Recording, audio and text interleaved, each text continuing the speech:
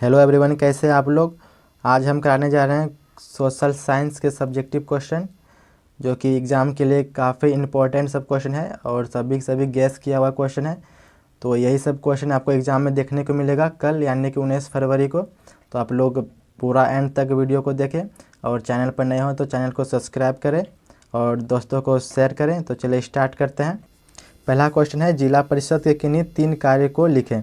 देखिए, जिला परिषद के 3 कार्य को लिखना है। पहला लिखना है गांव एवं हाट और बाज़ारों का अधिग्रहण एवं उसका अनुरक्षण करना, ठीक है। दूसरा लिखना है पंचायत समिति या ग्राम पंचायत को अनुदान प्रदान करना। और तीसरा संकट में फंसे लोगों को राहत देने हेतु आवश्यक उपाय करना, ठीक है।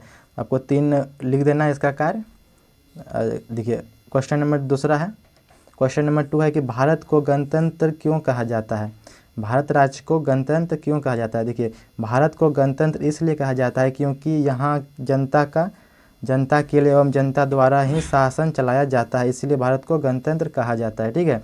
इसमें जितने भी क्वेश्चन हैं सभी इंपॉर्टेंट क्वेश्चन है, आप लोग इसको याद कर लीजिए अच्छा से। यही सब क्वेश्चन आपको कल एग्जाम में देखने को मिलेगा, ठीक है। अगला प्रश्न है, भारतीय संविधान के अनुच्छेद 19 के विषय को लिखें। देखिए, अनुच्छेद 19 में दिया गया कि प्रत्येक नागरिक को बोलने का अधिकार, अभिव्यक्ति की स्वतंत्रता, लेखन, मुद्रा एवं चित्र किसी अन्य तरीके से स्वतंत्र रूप से किसी विचार और विश्वासों को व्यक्त करने की आज़ादी दी गई है अनुच्छेद 19 में, ठीक है। देखिए, अगला प्रश्न है कि केंद्र शासित राज्य क्या है। केंद्र शासित राज्य किसे कहते हैं, ठीक है। देखिए, हमें मालूम है कि भारत राज्य एक संघ राज्य है जिसमें 28 राज्य और 8 केंद्र शासित प्रदेश शामिल हैं। ये राज्य और केंद्र शासित प्रदेश पुनः जिले और अन्य क्षेत्रों में बांटे गए हैं, ठीक है। ये अगला प्रश्न है, दल बदल कानून क्या है। दल बदल कानून किसे कहते हैं, ठीक है। ये सब क्वेश्चन बहुत इंपॉर्टेंट है, VVI सब क्वेश्चन है, यही सब क्वेश्चन आपको देखने को मिलेगा 100%। देखिए, इसका आंसर लिखना, यदि कोई विधायक अपनी पार्टी के खिलाफ जाकर दूसरी पार्टी का समर्थन करता है तो उसकी इन प्रक्रिया को दल बदल कहा जाता है। ऐसा ना हो इसलिए संसद और विधायकों के लिए एक कानून बनाया गया है जिसे दल बदल कानून कहते हैं। ऐसे में विधायक की सदस्यता समाप्त कर दी जाती है। दल बदल कानून भारत में 1 मार्च 1985 में यानी से लागू किया गया है। देखिए, एक ऑब्जेक्टिव यहाँ से बनेगा कि दल बदल कानून कब लागू किया गया, तो 1 मार्च 1985 को, ठीक है। आप लोग याद कर लीजिएगा इसको, या फिर आप दूसरे भाषा में आप लिख सकते हैं कि दल बदल कानून संसद और विधायकों के लिए बनाया गया है। ऐसा कानून जो उन्हें दल बदल रोकती है, ठीक है, दल को बदलने से रोकती है। इस कानून के अनुसार कोई भी सांसद या विधायक किसी एक पार्टी से चुनाव जीतकर किसी दूसरे पार्टी में अपनी मर्जी से नहीं जा सकते हैं। इसी को दल बदल कहते हैं, ठीक है। देखिए, नेक्स्ट क्वेश्चन है कि भारत में बहुदलीय प्रणाली क्यों अपनाया गया। भारत ने बहुदलीय प्रणाली क्यों अपनाया, ठीक है। देखिए, इसका आंसर हो जाएगा, जिस देश में 2 से अधिक या अनेक राजनीतिक दल होते हैं उसे लोकतंत्र व्यवस्था को बहुदलीय कहा जाता है। भारत के विशाल एवं अधिक जनसंख्या वाले देश हैं, इसीलिए यहाँ के बारे में सरकार गठबंधन से बनती है।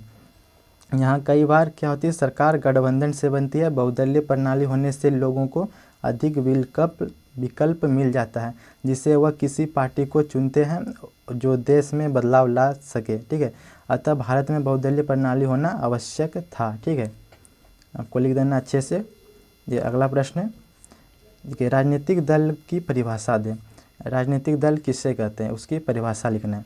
देखिए, क्वेश्चन आंसर हो जाएगा इसका, राजनीतिक दल लोगों का एक ऐसा समूह है जिसका उद्देश्य सत्ता प्राप्त करना होता है। यह समाज के सामूहिक हितों को ध्यान में रखते हुए कुछ नीति का निर्माण करते हैं। राजनीतिक दल अपने बनाए गए नीति और कार्यक्रमों के आधार पर कार्य करती है, ठीक है, राजनीतिक दल। जी, अगला प्रश्न है, राजनीतिक दल को लोकतंत्र का प्राण क्यों कहा जाता है।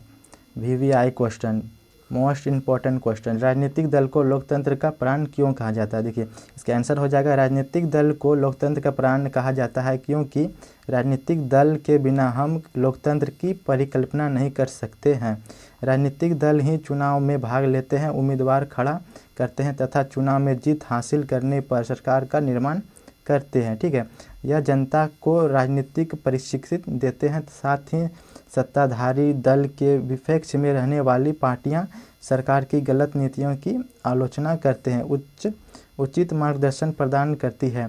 यही कारण है कि राजनीतिक दल को लोकतंत्र का प्राण कहा जाता है। ठीक है, ये अगला प्रश्न है। नेक्स्ट क्वेश्चन है, भारत के राष्ट्रीय राजनीतिक दलों के नाम बताएं। देखिए भारत में कुल राष्ट्रीय राजनीतिक दल 8 हैं। पहला है भारतीय राष्ट्र कांग्रेस, दूसरा है भारतीय जनता पार्टी, तीसरा है राष्ट्रीय कांग्रेस पार्टी, चौथा है भारतीय कम्युनिस्ट पार्टी और पांचवा है मार्क्सवादी कम्युनिस्ट पार्टी और छठा है तृणमूलन कांग्रेस और सातवां है बहुजन समाज पार्टी और आठवां है नेशनल पीपुल्स पार्टी। ठीक है, ये 8 पार्टी है जो कि राष्ट्रीय राजनीतिक दल में आते हैं। ठीक है, ये अगला प्रश्न है। देखिए बिहार में 1974 में हुए छात्र आंदोलन के प्रमुख कारण क्या थे? मोस्ट इम्पोर्टेंट क्वेश्चन, ये सब हर साल क्वेश्चन पूछा जाता है ये सब क्वेश्चन। ठीक है, इसका आंसर हो जाएगा बिहार में वर्ष 1974 में जयप्रकाश के नेतृत्व में छात्र आंदोलन हुआ था।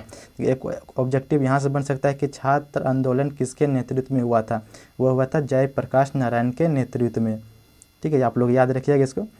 इस आंदोलन के होने के कारण बढ़ती हुई महामारी, बेरोजगारी, मूल्य में वृद्धि, सरकार द्वारा जनता की बात को न मानना इत्यादि था। सन 1971 में आम चुनाव में कांग्रेस पार्टी ने गरीबी हटाओ का नारा देकर लोकसभा के चुनाव में वह बहुमत प्राप्त कर लिया, परंतु जब सरकार आई तो देश की अर्थव्यवस्था और खराब हो गई। इसका सबसे बड़ा कारण था कि बांग्लादेश में आए शरणार्थी थे, इसलिए छात्र ने इन्हें जमकर आंदोलन किया। ओके, नेक्स्ट क्वेश्चन है, सूचना का अधिकार कानून लोकतंत्र का रखवाला है कैसे?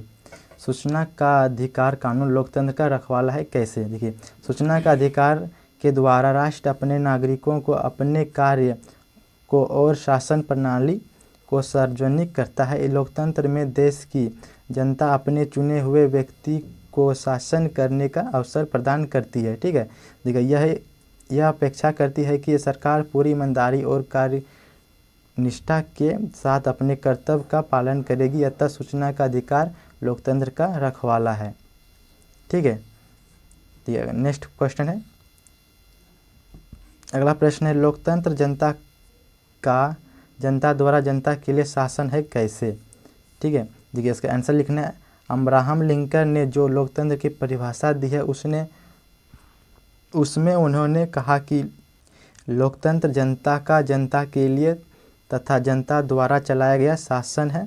इसका अर्थ लोकतंत्र में जनता ही सत्ताधारी होती है, उसके अनुमति से शासन होता है, उसकी प्रगति ही शासन का एकमात्र लक्ष्य माना जाता है। ठीक है, ये नेक्स्ट क्वेश्चन है, गठबंधन की सरकार से क्या अभिप्राय है? गठबंधन की सरकार से आपका क्या अभिप्राय है? देखिए जब 2 या 2 से अधिक राजनीतिक दल मिलकर अपना बहुमत पूरा कर सरकार बनाती है उसे गठबंधन की सरकार कहते हैं। ठीक है, गठबंधन की सरकार यानी कि जब 2 पार्टी या 2 से अधिक पार्टी मिलकर सरकार बनाए तो उसे गठबंधन की सरकार कहते हैं। ठीक है, ये अगला प्रश्न है कि वंशवाद से आप क्या समझते हैं? देखिए जब किसी राजनीतिक पार्टी के शीर्ष पर किसी एक ही वंश के व्यक्ति को बिठाया जाता है और यह प्रक्रिया पीढ़ी दर पीढ़ी चलती रहती है तो उसे वंशवाद कहते हैं। ठीक है, अगर